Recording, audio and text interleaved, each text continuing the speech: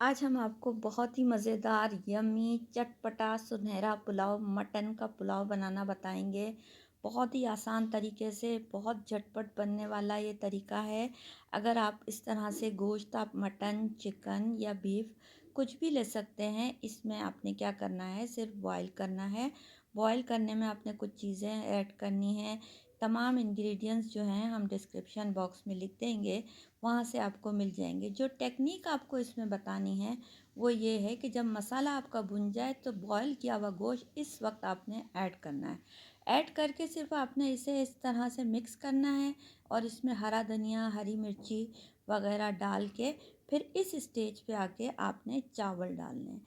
जो टेक्निक है जो बच्चियों के लिए, ख़ासकर जो बच्चियां अभी न्यूली मैरिड हैं या अभी जॉब करती हैं, उनके लिए ये आसान रेसिपीज़ हमने दी हैं आपको।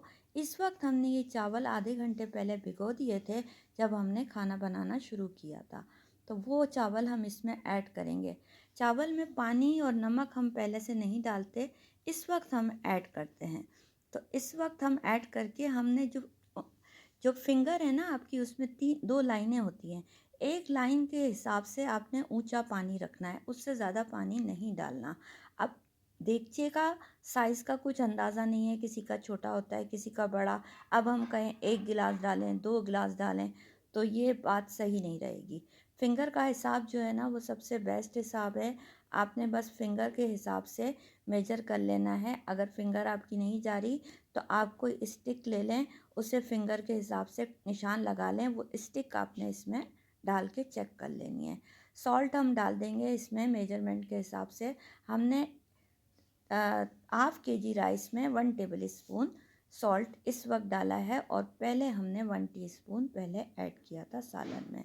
तो चले, मैं हूँ आयशा और आप देख रहे हैं देसी किचन एक्सपर्ट्स। अब थोड़ा सा हम आपको डिटेल से अपनी रेसिपी बताते हैं।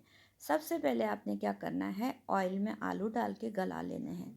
80% जब आपके आलू गल जाएं तो इस वक्त खड़े गरम मसाले, दालचीनी, लौंग, बड़ी इलायची, तेज़पत्ता, अदरक लहसुन और हरी मिर्च का पेस्ट जो है ना, ये हम बना के रखते हैं मोटा मोटा सा कूट के।